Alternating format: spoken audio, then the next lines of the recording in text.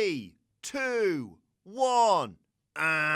For some of us, the Royal Rumble is the only thing that keeps us going through January. A month of being skint, crap weather, and New Year's resolutions being more broken than Matt Hardy. Whilst WrestleMania is undeniably the biggest occasion in the WWE calendar, the most fun and unpredictable night arguably comes a few months earlier at the Royal Rumble. It's full of surprises. AJ Styles' debut in 2016, John Cena's return in 2008, and of course, number 30 last year. Look, I never said they were all good surprises, did I? Anyway, as we all know, the road to WrestleMania starts at the Rumble, so anything could happen. Only one thing's for sure, Big Show is the odds-on favourite. I mean, how are they ever going to throw a man his size over the top rope? I'm Adam Wilborn from What Culture, and these are 10 shocks WWE could pull at the Royal Rumble.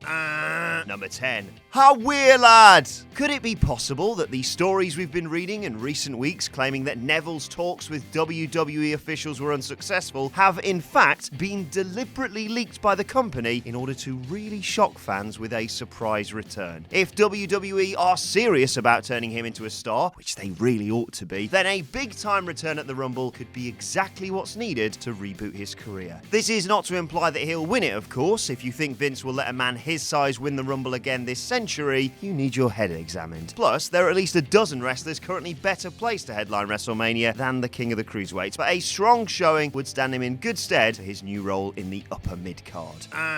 Number 9. Women's Division Legends. It took them nearly half a century and all of this, but WWE has finally started treating its female division with a modicum of respect, with the announcement of an all-female Royal Rumble, another important step on the road to gender parity. Never likely to shy away from patting itself on the back or just straight up shouting about how great they are. Ooh, look at us, we're trending! It seems likely that the company will use this landmark moment as an opportunity not just to showcase its current crop of female wrestlers, but to celebrate the history of women in wrestling as a whole. As such, we can probably expect to see at least one or two legends from the not-too-distant past as surprise entrants. At least one still capable of doing their bit in the ring. That rules out the likes of Tori Wilson and Sable. Please don't hurt me, Brock. But Trish, Lita, and Beth Phoenix can all expect a call.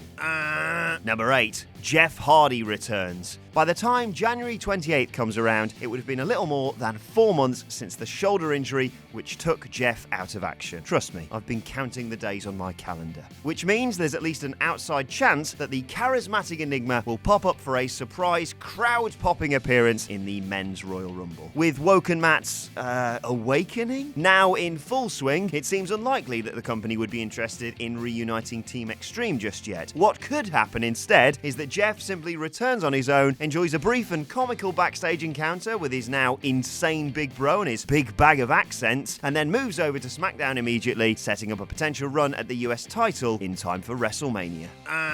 Number 7. A new WWE champion. Granted, this might be slightly less shocking than some of the entries on this list, what with AJ being in a bloody handicap match with Owens and Zayn. Regardless, logically, it seems more likely that the winner of the Men's Rumble will come from SmackDown. Raw's WrestleMania World title match between Brock Lesnar and Roman Reigns being set in stone since, well, last WrestleMania, basically. The company also seems to favour a traditional face versus heel dynamic on the grandest stage of them all, meaning that putting the belt on a heel in January could open up more options in the role of challenger. Besides all of that, there's a chance that Vince McMahon still harbours one or two doubts about whether AJ is really up to the task of headlining Mania, mainly because he doesn't understand wrestling in 2018. They could well decide to replace him with a more trustworthy champion at the last minute. Or Jinder.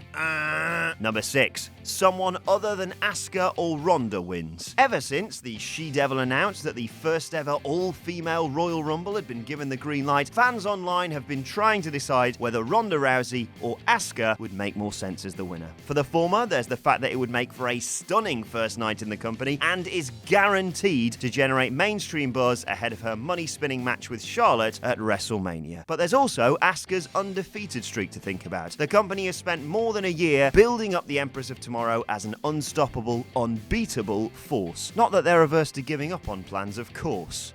But what if neither of them win? There are plenty of other options elsewhere on the roster, from Bayley to Sasha Banks to a returning Becky Lynch. Anyone except Tamina, effectively. Number 5. Pete Dunne makes an impact. Over recent years, the Royal Rumble has been a great place for WWE to introduce NXT rookies to the main roster, giving them the opportunity to rub shoulders with some of the industry's biggest names on night one, before then being unceremoniously dumped to the outside. Welcome to the big leagues, boys. Normally, it's someone who's already reached the top, which perhaps can't really be said of Pete Dunne, but then again, he also doesn't really have a natural place down in Orlando. He's a good candidate for an immediate jump to the main roster instead. This would breathe new life into the mid-card division on Raw or SmackDown and ensure that all of that momentum he generated a year ago doesn't fizzle out before he's had a chance in the big time.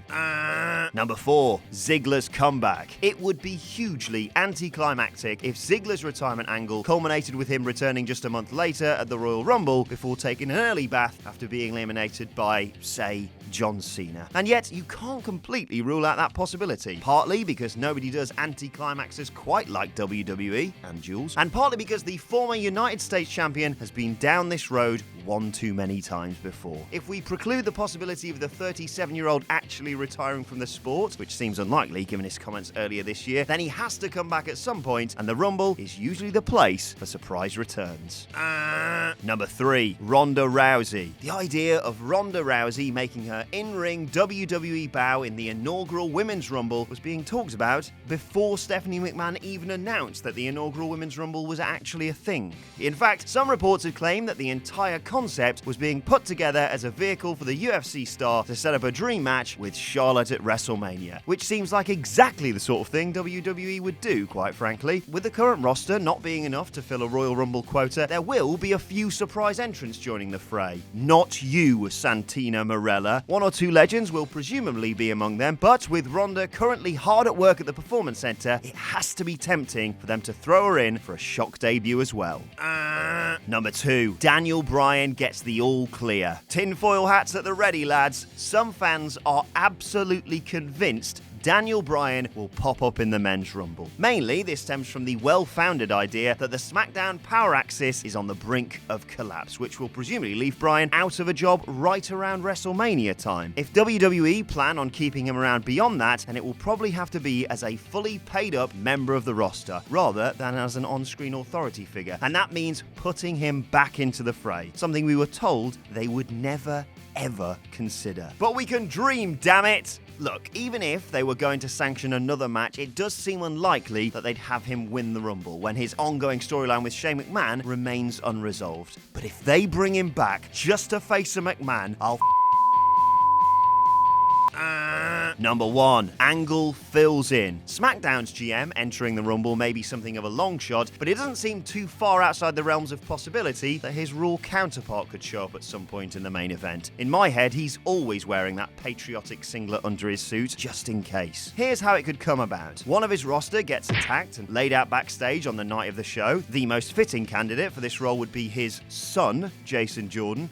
Me, I still can't believe that's a thing. Anyway, then Kurt agrees to step in like the committed boss that he is. The Olympic gold medalist issues with Triple H and Stephanie are still ongoing, of course, making January 28 a good opportunity to help all of that animosity bubbling under the surface gather a little more intensity, particularly if the game himself decides that he fancies a go at winning his 3rd Rumble. Please God, no. And that's our list. Did we miss any out? Let us know in the comment section below. I'm Adam Wilborn from What Culture, and I'll see you soon. Hey guys, thanks for making it to the end of the video. Aren't you a star? Don't forget to like, share and subscribe below, and also there's probably more content floating up above my head, so why not check that out as well? Could be a laugh. Probably. 6 out of 10.